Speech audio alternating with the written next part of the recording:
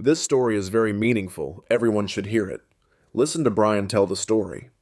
I'm Lily Harper, a 28-year-old project manager from Seattle, and this is the story of how my sister Victoria tried to erase me from our family, and how it backfired spectacularly.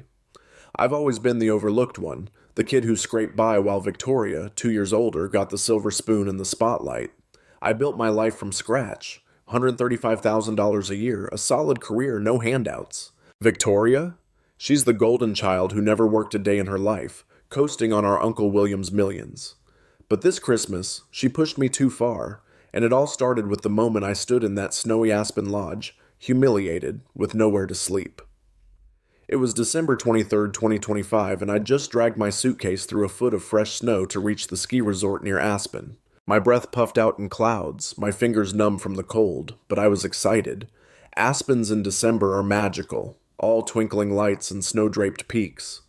Uncle William, our family's self-made real estate tycoon, had planned this lavish trip like he always did, a tradition I'd come to enjoy despite the tension that simmered beneath it all.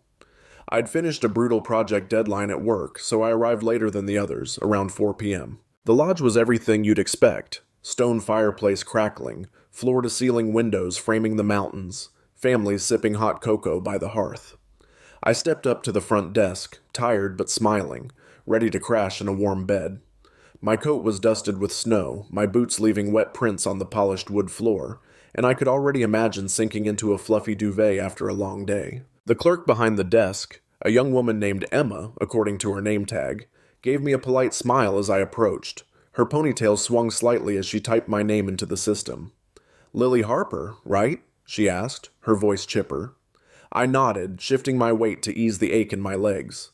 Her fingers paused, and her smile faltered.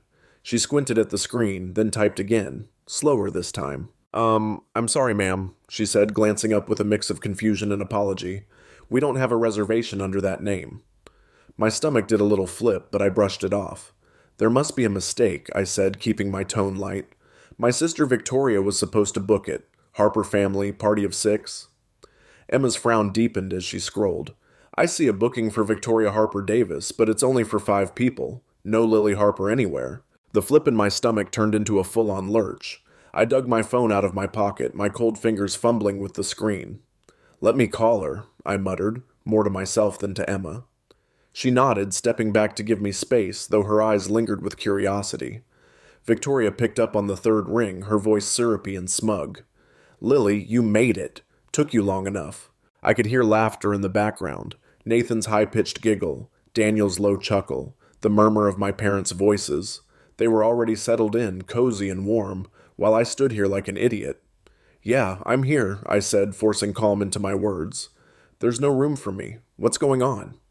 She paused, and I could picture her twirling a strand of that perfect blonde hair, the way she always did when she was about to drop a bomb. "Oh, didn't I tell you?" she said, feigning surprise. "I only booked rooms for the real family. Me, Daniel, Nathan, Mom, and Dad. You're so independent, Lily, I figured you'd handle it." The words slammed into me, sharp and cold as the wind outside. Real family. My breath caught, and for a second I couldn't speak. The lobby noise faded, the crackling fire, the clink of mugs, Emma's soft tapping at the keyboard, all drowned out by the ringing in my ears. I glanced toward the lounge area where Victoria stood now, phone to her ear, watching me from across the room. She'd stepped out from behind a massive Christmas tree, decked in a fur-trimmed coat that probably cost more than my rent. Her lips curled into that familiar smirk, the one she'd worn since we were kids whenever she got one over on me. Daniel lounged on a leather sofa nearby, scrolling his phone, oblivious. Nathan darted around, chasing a little toy car across the rug. Mom and Dad sat stiffly on armchairs, Mom clutching a mug, Dad pretending to read a resort brochure. None of them looked my way. "You're serious?" I managed, my voice tight. Victoria laughed, a brittle, cutting sound. "Come on, Lily, don't be dramatic. You're always going on about standing on your own 2 feet. Prove it." Nathan piped up behind her. "Is that Aunt Lily? Why isn't she—" Victoria shushed him, pulling him close. "She's fine, sweetie. Aunt Lily's a big girl." Then she hung up, leaving me staring at a dead line. My cheeks burned, a hot flush creeping up despite the chill still clinging to my skin. I wanted to march over there, grab her by that ridiculous coat, and scream until the whole lodge knew what a spoiled, selfish brat she was. but I didn't. I'd learned years ago that Victoria fed on my anger. She loved watching me unravel. So I shoved my phone back in my pocket, turned to Emma, and said, "Thanks anyway." My voice shook a little, but I kept my head up as I grabbed my suitcase and headed for the door. Victoria's eyes followed me, smug and triumphant, and I could feel the weight of her victory pressing down with every step. Outside, the snow was falling harder, fat flakes sticking to my eyelashes. The cold bit into me, but it couldn't touch the fire raging inside. Real family? After all the years I'd busted my ass, part-time jobs through college, scholarships, late nights to pay rent, while she got cars, tuition, a house, all courtesy of Uncle William? I kicked at the snow, my boots sending up a powdery spray, and pulled out my phone again. I wasn't crawling back to her or to Mom and Dad, who'd stood there like statues while she humiliated me. I scrolled through hotel listings, my fingers trembling.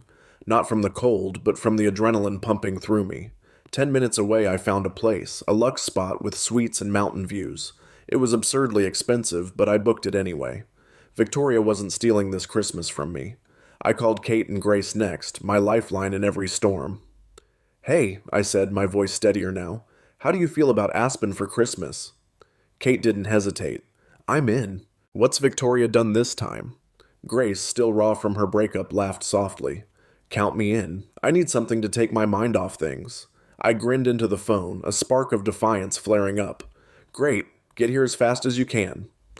They promised to be there by nightfall, and I hung up, already plotting how to turn this disaster into something better. The new hotel was a dream. Sleek wood finishes, a private balcony, a hot tub steaming under the stars. I checked in, and the clerk there, a guy named Trevor with a wry smile and a mop of dark hair, handed me the key. "Rough day?" he asked, eyeing my snow-caked suitcase. I snorted. "You have no idea." He smirked. "Family drama's the worst. I've seen it all working here." I liked him instantly. He had that easy, no-nonsense vibe that cut through the chaos in my head. Kate and Grace arrived just as the sun dipped below the peaks, their rental car skidding slightly into the lot. Kate burst through the door first, her curly hair wild from the wind, dragging a duffel bag. "Okay, spill. What's the witch done now?" Grace followed, quieter, her eyes red-rimmed but brightening at the sight of the suite. "Holy crap, Lily, this place is insane." We hugged, a messy pile of coats and laughter, and I felt the tension start to melt. We ordered room service, burgers dripping with cheese, fries piled high, a tray of desserts that looked too pretty to eat. Grace cranked up the Christmas playlist, and soon we were dancing, barefoot and goofy, belting out Jingle Bell Rock like no one could hear us. The hot tub was next. We sank into it, steam rising into the freezing night, the mountains looming dark and silent around us. Kate swirled her wine glass, her brown eyes glinting with mischief. "So she really said real family? That's next-level evil." Grace nodded, sipping her own drink. "She's always been a piece of work, but this, new low." I leaned back, the hot water soothing my aching muscles, and let out a long breath. "She thinks she won. I'm not letting her." Kate grinned. "That's my girl.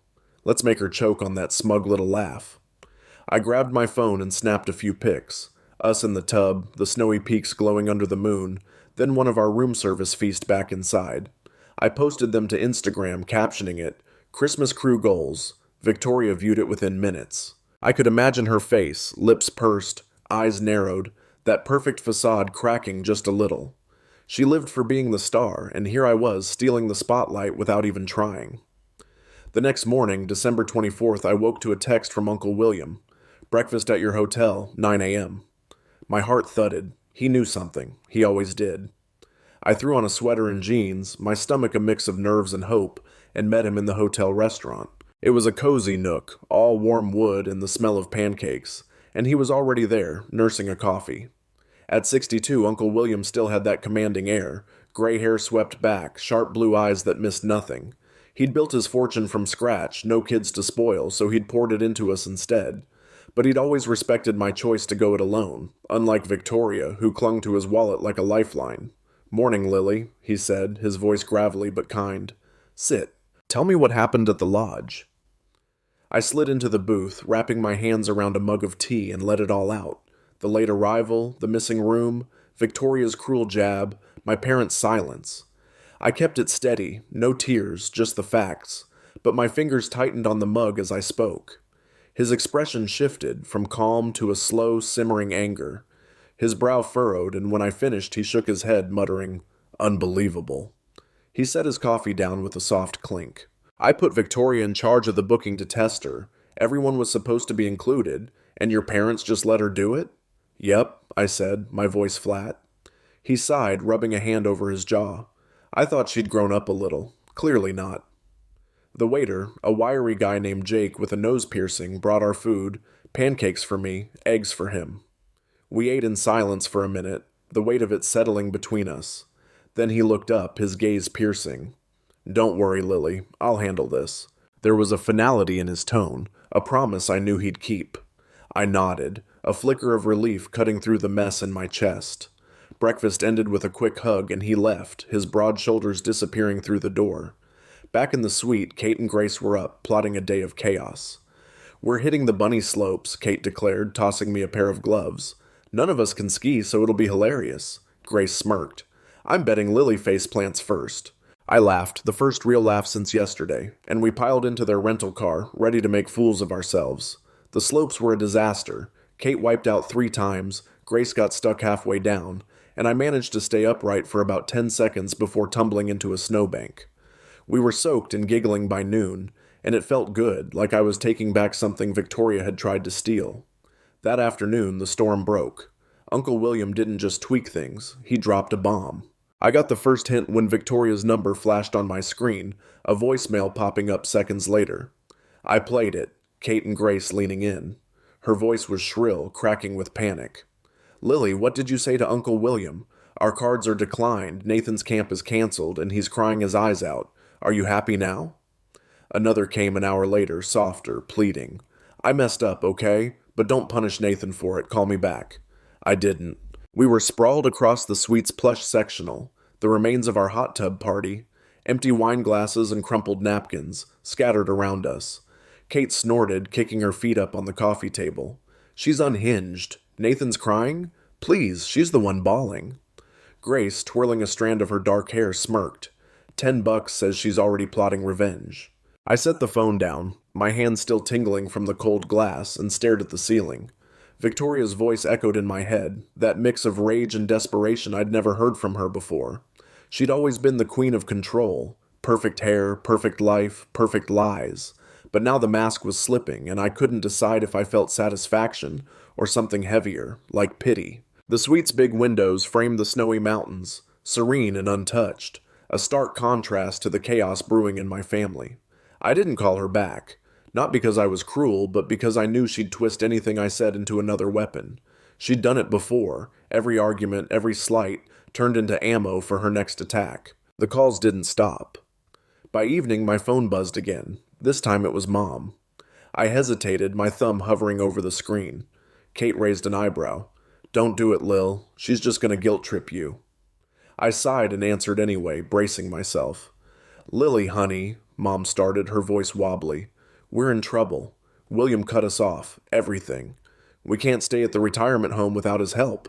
We're too old to start over." I could hear her sniffling, the sound muffled like she was pressing a tissue to her face. "Can't you talk to him? He listens to you." I gripped the phone tighter, my knuckles whitening. The nerve of it. The way she assumed I'd fix their mess after they'd stood there, mute, while Victoria gutted me in that lobby. "Mom," I said, slow and deliberate, "you didn't say a word when she told me I wasn't real family. Why should I clean this up now?" There was a pause, a shaky breath on her end. "That's not fair, Lily. She didn't mean it like that. You know how Victoria is." I laughed, a dry, bitter sound. "Yeah, I do.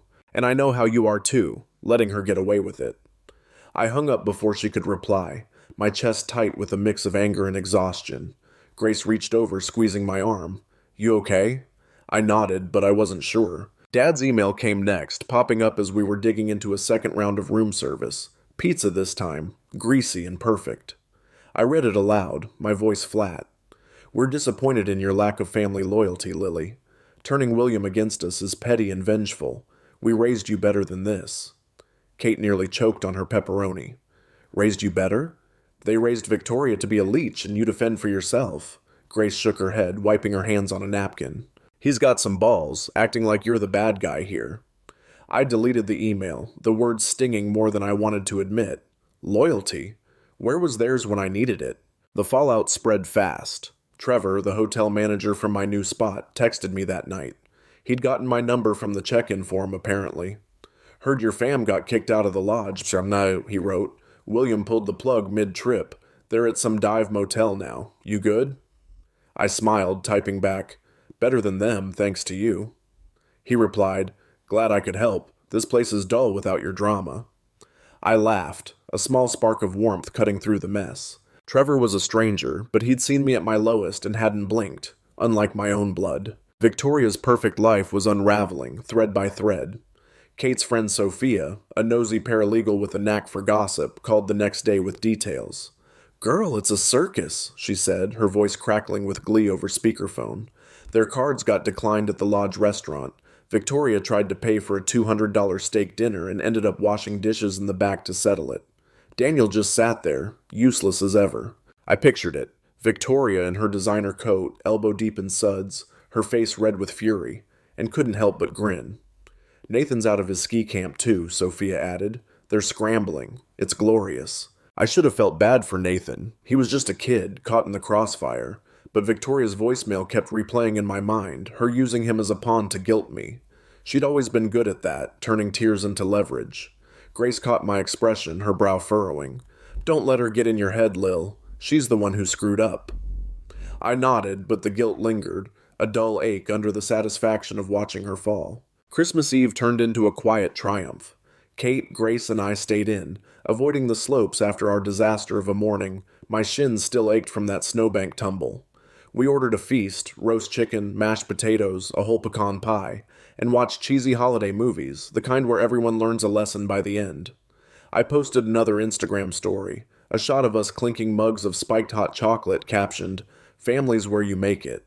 Victoria viewed it instantly, and I imagined her stewing in that motel room, the cheap carpet and flickering lights a far cry from her usual glam. Mindy Carter entered the chat next. She was Victoria's old high school buddy turned social media rival, a wannabe influencer with a sharp tongue and a bigger following. Kate followed her, and she shoved her phone in my face Christmas morning. Mindy's story showed her skiing down a pristine slope, all designer gear and flawless makeup, with the caption, "Loving Aspen, quiet without the usual drama queens." Kate cackled. "She's throwing shade so hard it's practically a blackout." I smirked, but there was a twinge of unease. Mindy thrived on chaos, and I didn't trust her not to stir the pot more. Uncle William called that afternoon, his voice steady over the line.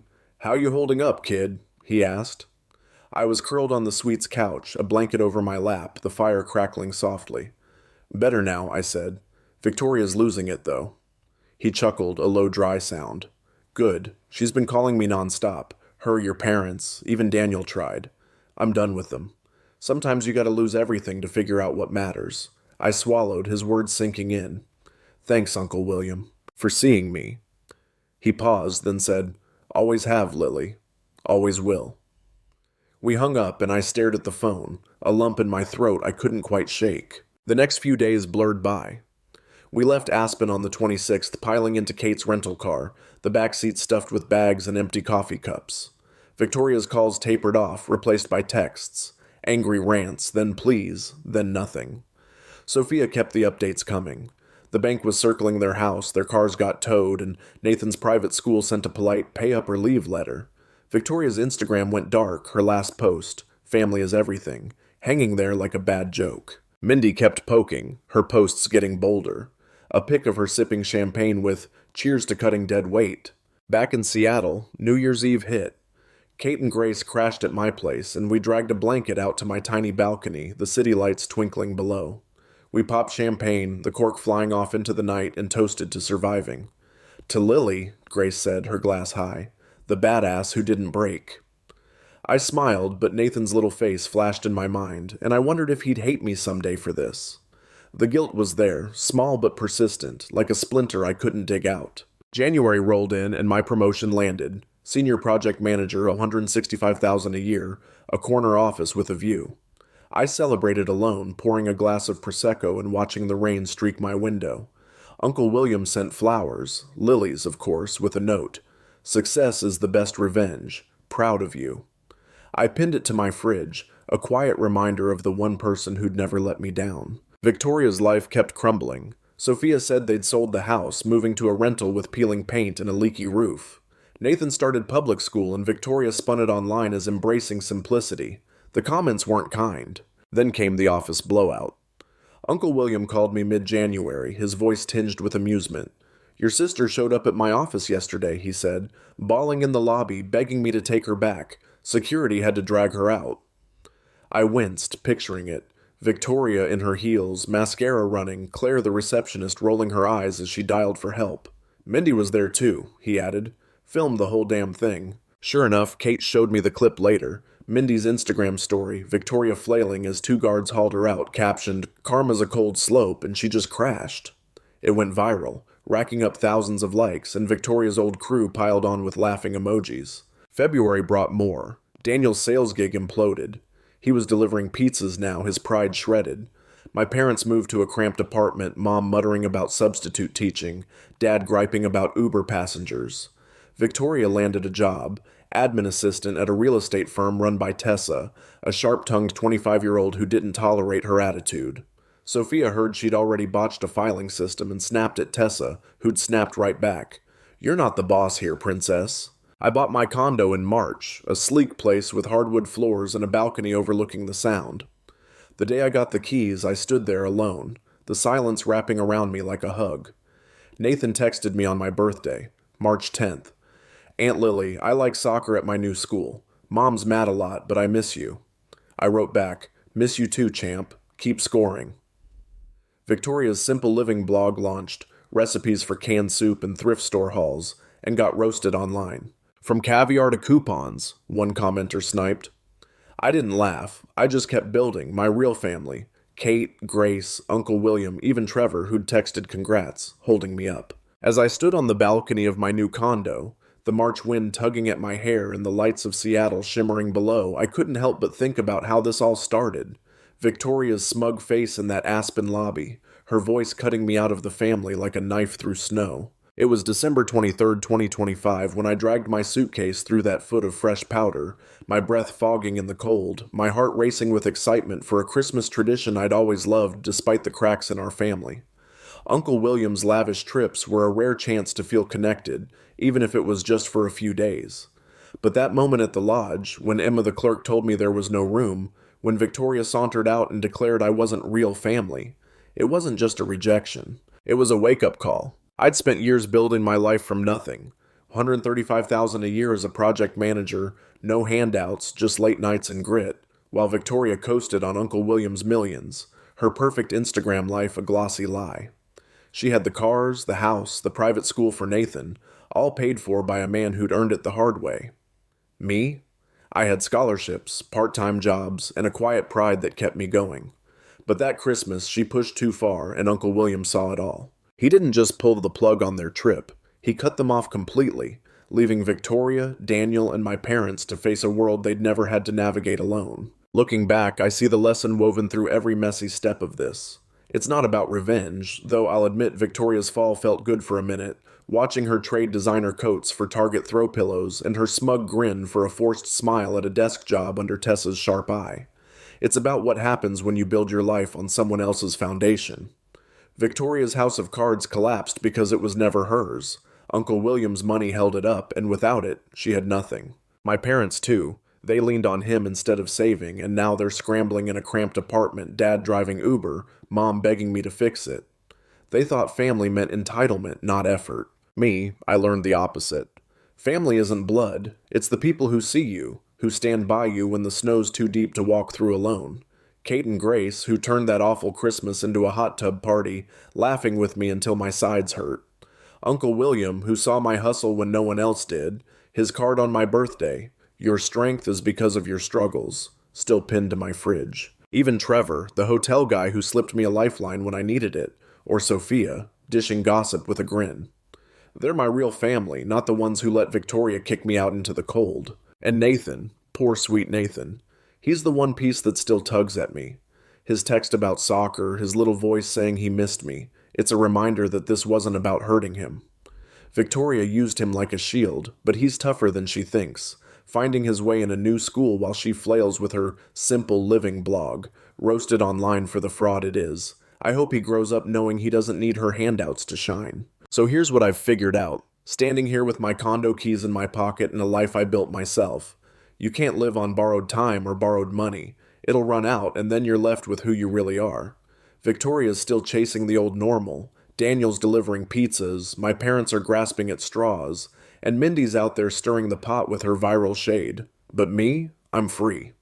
I climbed out of that aspen snowbank, dusted myself off, and kept going. By March 2026, I'd hit $165,000 a year, bought this place with my own savings, and found peace in the quiet victories. No applause needed. What about you? I'd love to hear your take. What's this story mean to you? Ever had a Victoria in your life, someone who tried to shove you out but ended up tripping over their own ego?